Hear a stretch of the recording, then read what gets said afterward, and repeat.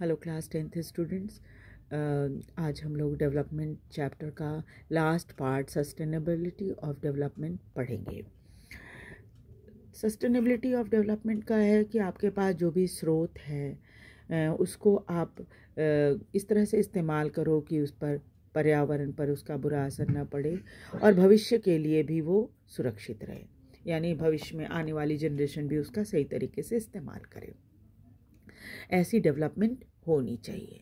चलिए देखते हैं इसमें क्या है। Suppose for the present that a particular country is quite developed. आप सोचो कि आज के ज़माने में कोई ऐसा देश है जो कि बहुत डेवलप्ड है ना, विकसित देश है। We would certainly like this level of development to go up further और at least be maintain for future generation. तो हम ज़रूर चाहेंगे कि जिस लेवल पे हम पहुंच गए, यानी हम विकसित हैं, तो हम उस लेवल को मेंटेन करके रखें, या फिर जो भी हमारे पास है उसको हम फ्यूचर जनरेशन के लिए भी बचा के रखें। This is obviously desirable. हम यही चाहेंगे, यही मतलब आपको क्या कहते हैं, यही आपकी इच्छा होगी कि आप न सिर्फ लेवल को मेंटेन रखो बल्कि भविष्य के लिए भी उसे सुरक्षित रखो। However, since the second half of the 20th century, a number of scientists have been warning that the present type and the level of development are not sustainable. लेकिन 20वीं शताब्दी के बहुत सारे साइंटिस्ट अब ये चेतावनी देने लगे हैं कि अभी जिस तरह की डेवलपमेंट हो रही है वो सस्टेनेबल नहीं है। एक उदाहरण के मदद से आपको समझाने की कोशिश की गई है, जैसे ground water in India example है ये कि किस तरह से हम अपने जो हमारे पास स्रोत है उसका ओवर यूज़ कर रहे हैं। Recent evidence suggests that the groundwater in under serious threat of overuse in many part of the country. अभी बहुत सारे ऐसे उदाहरण देखने को मिले हैं जिसमें ये देखा गया है कि ग्राउंड वाटर जो है वो गंभीर मतलब खतरा उसके ऊपर हो रहा है, क्योंकि हम उसका ओवर यूज़ कर रहे हैं और भारत के कई हिस्से में ये प्रॉब्लम है। About 300 districts have reported a water level decline of over 4 meters during the past 20 years. और भारत के करीब 300 डिस्ट्रिक्ट ऐसे हैं जहां पर ये खबर आई है कि वहां का वाटर लेवल पिछले 20 सालों में 4 मीटर नीचे चला गया है। Nearly 1/3 of the country is overusing this groundwater reserve. और इस तरह से 1/3 देश का हिस्सा जो है ओवर यूज़ कर रहा है ग्राउंड वाटर को, ठीक इसी तरह से। In another 25 years, 60% of the country would be doing the same if the present way of using this resource continue.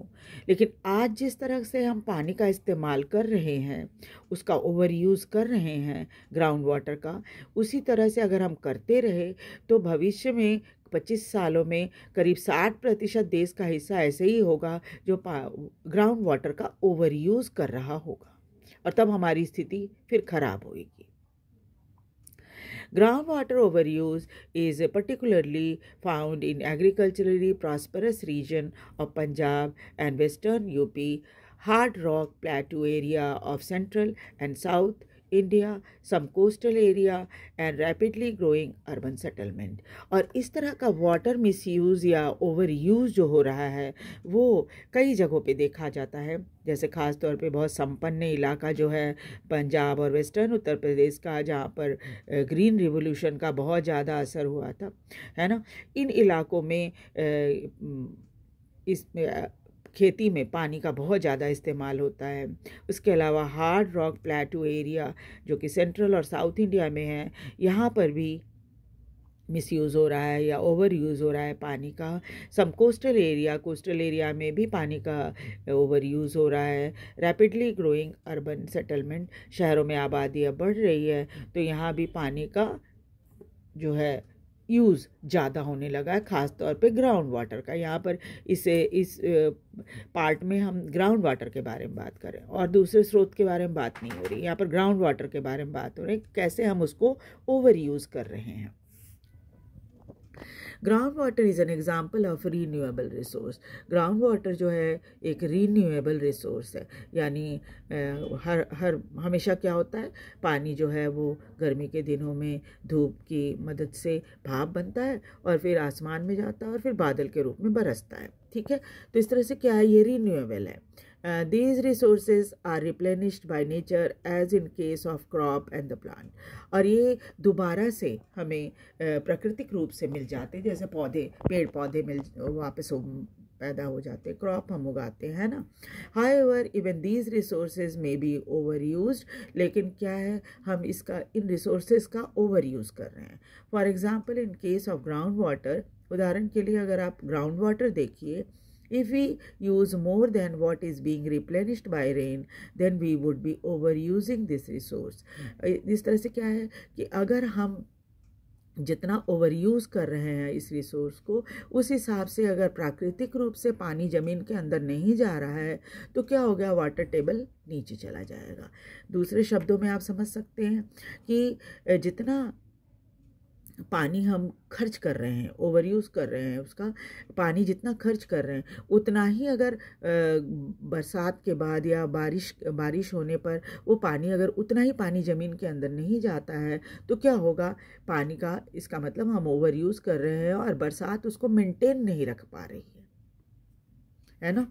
तो इस तरह से क्या है कि तब क्या होगा, हम दूसरे शब्दों में कहा जाए तो हम पानी को ओवर यूज़ कर रहे हैं, इस रिसोर्स को ओवर यूज़ कर रहे हैं।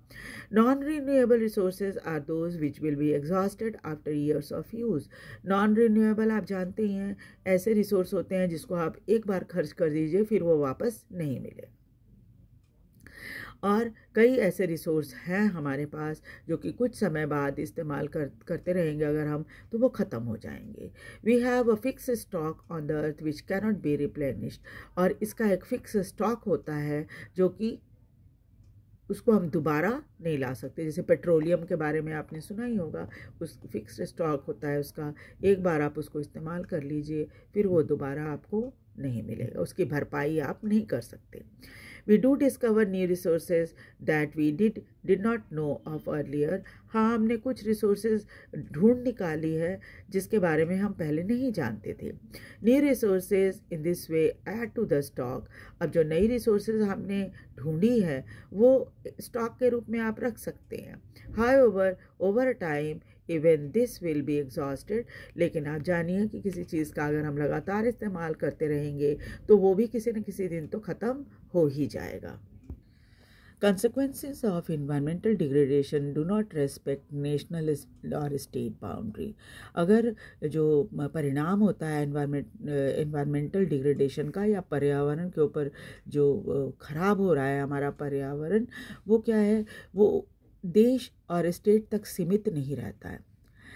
This issue is no longer region और नेशन स्पेसिफिक। ना ही किसी रीजन या किसी राष्ट्र के ऐसा नहीं होगा पॉल्यूशन होगा तो बस इसी जगह पे होगा, नहीं, वो फैलेगा। और फैलेगा हो सकता है अगर ज़्यादा पॉल्यूशन है तो पूरे विश्व में या अपने आसपास के देशों तक पहुंच जाएगा। Our future is link together. इसलिए आप कह सकते हैं कि हम सबका भविष्य, यानी पूरे दुनिया में रहने वाले सभी देशों के लोगों का भविष्य जो है एक दूसरे से जुड़ा हुआ है। Sustainability of development is comparatively a new area of knowledge in which scientists, economists, philosophers and other social scientist are working together. और ये जो सस्टेनेबिलिटी ऑफ डेवलपमेंट जो है ये एक नया एरिया है ज्ञान का, जहाँ पर अभी साइंटिस्ट, इकोनॉमिस्ट, फिलोसफर और भी दूसरे सोशल साइंटिस्ट सब मिलकर काम कर रहे हैं इसके कैसे इसको भविष्य के लिए सुरक्षित रखा जाए अपनी धरती को। In general, the question of development or progress is perennial। वैसे आप सभी जानते हैं कि जो डेवलपमेंट का प्रश्न है ये तो कभी ख़त्म नहीं होगा, लगातार चलता रहेगा। At all time, as a member of society and as individual, we need to ask where we want to go, what we wish to become, or what our goals are। So the debate on development continues। अब क्या है, हम सभी सदस्य हैं इस समाज के, और एक इंडिविजुअल के रूप में हम ये प्रश्न ज़रूर पूछ सकते हैं कि हम कहाँ जाना चाहते हैं, हमारी इच्छा क्या है और क्या बनना चाहते हैं, हमारा उद्देश्य क्या है।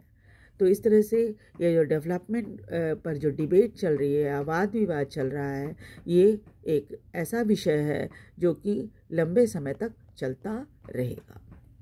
अक्सर हम ये सोचते हैं कि हम अब लग्जरी में जी रहे हैं, तो हमें और कुछ चाहिए ही नहीं, है ना, यानी कि बस हम मज़े की ज़िंदगी चल रही है। लेकिन उसका असर हमारे पर्यावरण पर, आने वाली जनरेशन के ऊपर कैसा होगा, इसके बारे में भी हमारे लिए सोचना ज़रूरी है। ठीक है, हम कभी ऐसी धरती अपने आने वाली जनरेशन को नहीं देना चाहेंगे जो कि उन्हें हर समय नई मुसीबतों को फेस करने के लिए बाध्य करे। ऐसा हम कभी भी ऐसी कभी धरती हम देना नहीं चाहेंगे उसको।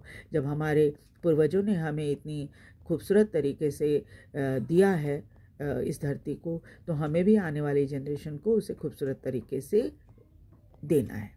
ठीक है, तो ये तो एंड है चैप्टर का। उसके बाद हम आगे का चैप्टर जो है सेक्टर्स ऑफ इंडियन इकोनॉमी, ये पढ़ेंगे, है ना। ये भी बहुत इंपॉर्टेंट चैप्टर है और इन सब से रिलेटेड क्वेश्चन बहुत ज़्यादा आता है। सस्टेनेबिलिटी ऑफ डेवलपमेंट एक ऐसा टॉपिक है जिस पर हमेशा ही किसी न किसी तरह से ये क्वेश्चन आपको ज़रूर आ जाता है एग्ज़ाम में। तो आप इस पर ज़रा ध्यान से पढ़ाई कीजिएगा। वीडियो कैसा लगा इसे लाइक और सब्सक्राइब भी ज़रूर कीजिए और शेयर भी कीजिए, ताकि बाकी बच्चे भी इसको सुन सकें, समझ सकें। Thank you very much.